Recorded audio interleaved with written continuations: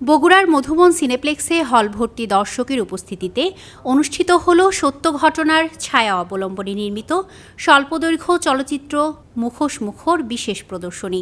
শনিবার সন্ধ্যা ৬টায় জাঁকজমকপূর্ণ আয়োজনে অনুষ্ঠিত এই প্রদর্শনীতে বিভিন্ন শ্রেণী পেশার মানুষ অংশ নেন। ২০১৮ সালের একটি সত্য ঘটনার ছায়ায় নির্মিত চলচ্চিত্রটির প্রযোজনা ও পরিচালনা করেছেন সুপিন বর্মন। এটি মূলত একটা রাজনৈতিক ঘটনা বলতে পারেন, এটা হচ্ছে সাইকোলজিক্যাল একটা ঘটনা বলতে পারেন।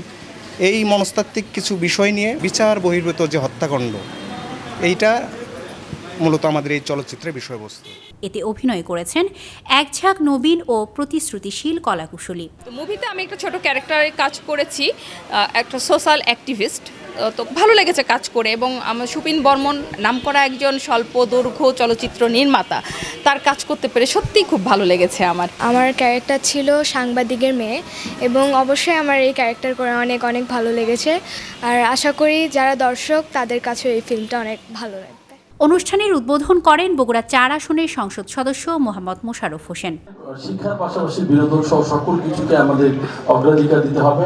আগামী প্রজন্মকে সুন্দর করে এগিয়ে নিয়ে যাওয়ার জন্য যে প্রয়াস নিয়েছি, সেই প্রয়াসকে প্রাধান্য দিতে আপনাদের সকলের সহযোগিতা কামনা করছি। আর যারা এই আয়োজন করেছেন তাদের উত্তর সাফল্য কামনা করি।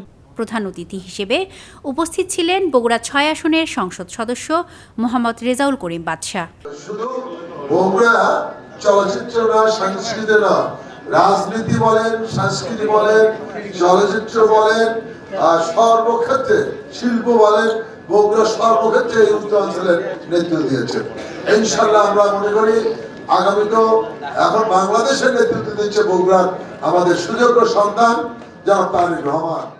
বিশেষ অতিথি হিসেবে উপস্থিত ছিলেন বগুড়া সিটি কর্পোরেশনের নবনিযুক্ত প্রশাসক MR ইসলাম স্বাধীন, দৈনিক করতোয়া সম্পাদক মোজাম্মেল হক, অনলাইন প্ল্যাটফর্ম বঙ্গবিডির head of content Mohammad Ali Haider, Bogura press ক্লাবের সাধারণ সম্পাদক কালাম আজাদ, উপজেলা প্রাণী সম্পদ কর্মকর্তা ডাক্তার মোহাম্মদ রায়হান, সাবেক প্যানেল মেয়র পরিমল চন্দ্র দাস এবং কাউন্সিলর এনামুল হক সুমন। আমাদের বগুড়ার জন্য এবং বগুড়ার ছেলেরা যে তৈরি করেছে, এটা যদি আমাদের বাজারজাত করতে পারি, বাজার হয়, তাহলে আমাদের জন্য, দেশের জন্য আমাদের সুবিধা হবে।